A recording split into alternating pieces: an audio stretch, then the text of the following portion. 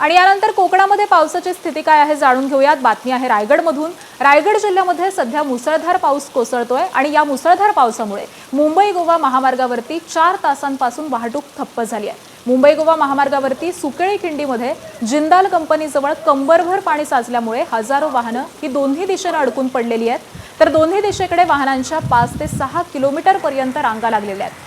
पावसाचा जोर जर असाच राहिला तर संपूर्ण वाहतूक विस्कळीत पडून प्रवाशांचा मोठा खोळंबा होण्याची शक्यता आहे। मुंबई गोवा महामार्गावरूनच आढावा घेतलाय आमचे प्रतिनिधी गणेश मापराळकर यांनी।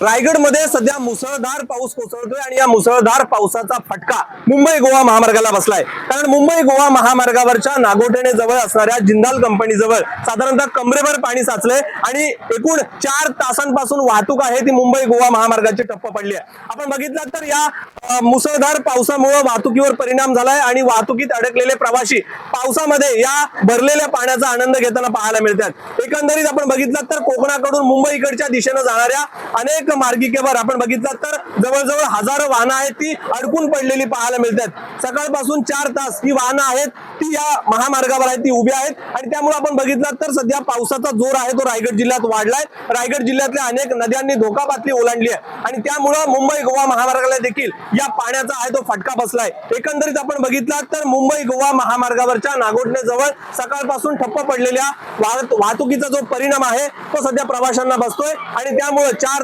तासांपासून हे प्रवासी आहेत ते मुंबई गोवा महामार्गावर अडकून पडलेत। आपण बघितलं तर माझ्या मागे जर बघितलं तर ही जिंदाल कंपनी आहे आणि या जिंदाल कंपनीची ही मुख्य जी दिवार आहे किंवा ही भिंत आहे त्या भिंतीमुळे अनेक पाण्याचा जो निचरा आहे तो सध्या महामार्गावर आलेला आहे आणि त्यामुळे मुंबई गोवा महामार्गावरचं हे साचलेलं पाणी आहे ते जाण्यासाठी मार्ग नसल्यामुळे मोठ्या प्रमाणात पाणी साचून राहिलंय आणि त्याचा फटका आता मुंबई गोवा महामार्गावरच्या वाहतुकीवर झालेला पाहायला मिळतोय।